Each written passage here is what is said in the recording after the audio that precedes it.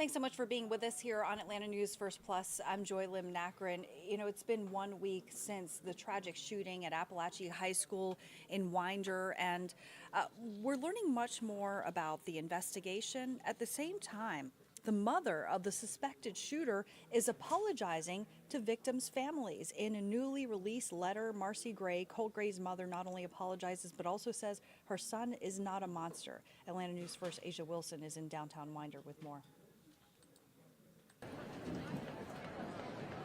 Since September 4th, there have been a lot of hugs, tears, and a number of vigils.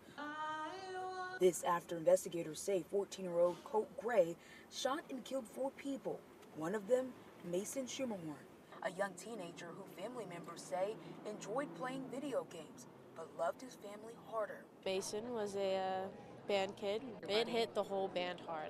Memorial services for the 14-year-old will be held this Saturday at the Jefferson Civic Center at 2 p.m. Another victim, math teacher Christina Irmi. She was a woman with a big heart and a good soul. Her funeral will also be held this Saturday at the Hamilton Mill Memorial Chapel and Gardens in Beaufort at 2. Then there's 14-year-old Christian Angelo. Christian had such a caring heart. He was never mean. His funeral service will be next Friday, September 20th at St. Matthew's Catholic Church in Winder. As for math teacher and football coach Richard Aspinwall, there was a celebration of life for him at Flowery Branch High School over the weekend. He dedicated his life to investing in his family and investing in young men. While people in Winder have been stricken with pain over the last 7 days, they are a community who's strong, vowing to forever keep all victims' names alive and forever close in their hearts.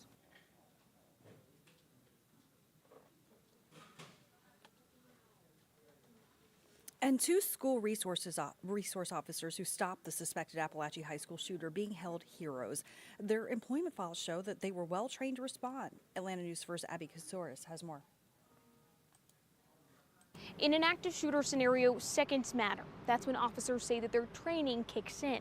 Right now, there's no statewide requirement, but that's changing with a new curriculum starting next year. Barrow County Sheriff Judd Smith credits school resource officers Chase Boyd and Brandon King for helping save lives, getting to the suspected school shooter in minutes of the first shots. They're the true heroes. They were actively looking. They had an alert. Shooting began. They interacted with the shooter, Mr. Gray, and as soon as they made contact with him, he gave up immediately. Their files show each received extensive active shooter training. Not just one training, but several in the last year.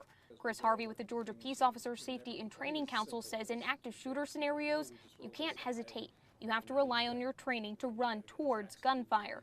Every second that ticks by, it can be another pull of the trigger. Right now, active shooter training is not required in Georgia. It's a choice made by individual agencies. That choice requires time and money. It shows the value of this kind of training needs to be in every officer's resume. The Georgia Post Council is updating the state's curriculum, doubling the required hours and adding an active shooter requirement.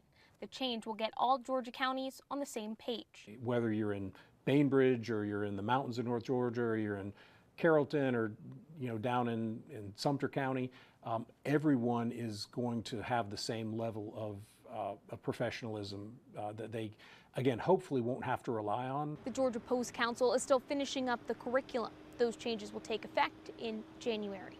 In Atlanta, I'm Abby Kasouris.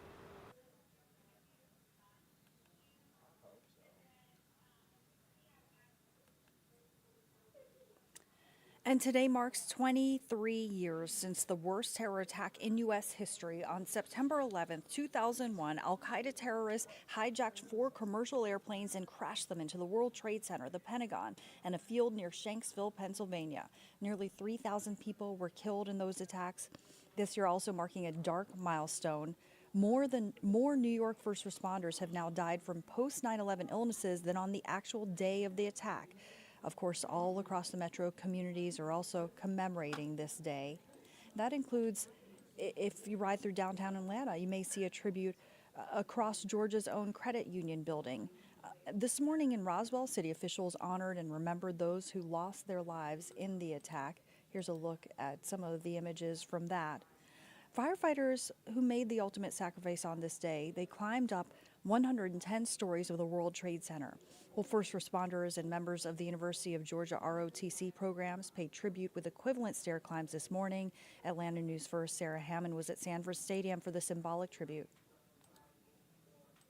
They wrapped things up here inside Sanford Stadium. They were climbing up and down these stairs since 6 o'clock. They finished about 7. It's 120 steps up and 120 steps back down. Representatives from UGA, Army ROTC, Air Force ROTC, the Athens-Clarke County Fire and Police Departments, and the UGA Police Department were running the stairs in these sections of Sanford Stadium. It's a place usually reserved for the loud cheers of fans, but today it's a place of reflection.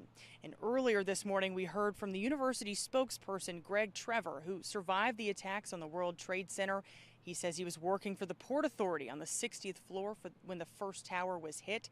He remarked on the police officer he credits with saving his life. And nearly 3,000 people were killed in the terrorist attacks. Thousands of others were rescued. And even 23 years later, these first responders say they will never forget. In Sanford Stadium, I'm Sarah Hammond for Atlanta News First.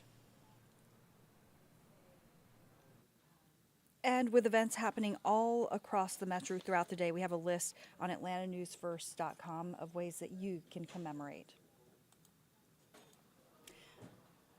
Under investigation right now, an argument over stolen guns turned deadly. Security camera footage, police likely believe, will play a key role in tracking down the man they believe shot and killed another man early this morning. Atlanta police say the shooting, again, stemmed from an argument between friends.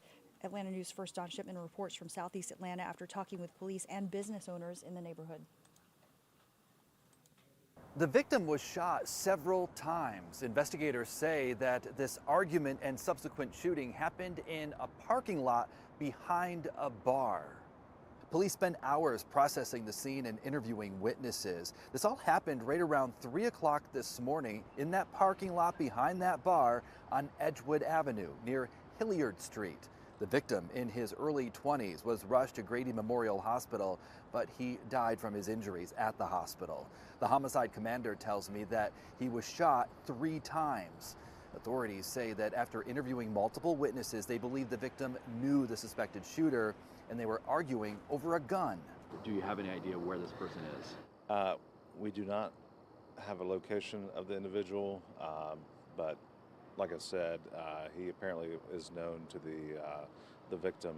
And one witness said that she saw a dark-colored SUV race away from the scene.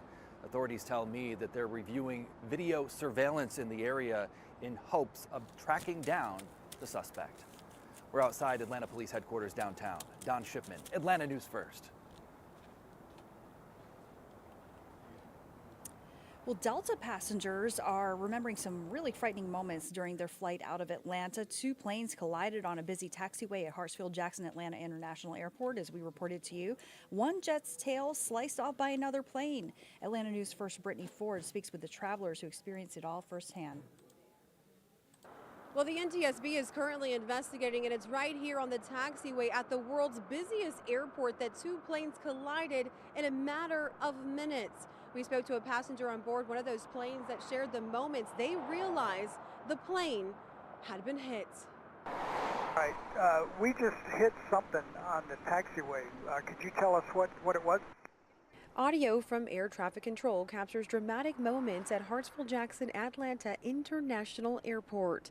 Delta 295, hold short of Victor. It does appear that you struck the RJ that's holding short of 8 right. Okay, that's what we hit then. Airport officials say 2 Delta aircrafts collided on the runway just before 10 a.m. Tuesday. The collision causing significant damage to the wing of one aircraft and the tail of the other. No injuries were reported, but images from FlightAware shows just how close the 2 planes were. The larger aircraft headed to Tokyo, the smaller plane Lafayette, Louisiana. It shook us, and we didn't know what was going on. I actually thought that that the plane went off the runway, but no, that wasn't the case. So a much larger plane hit us and took the whole tail off of our plane. Stacy Thibodeau was headed to Lafayette.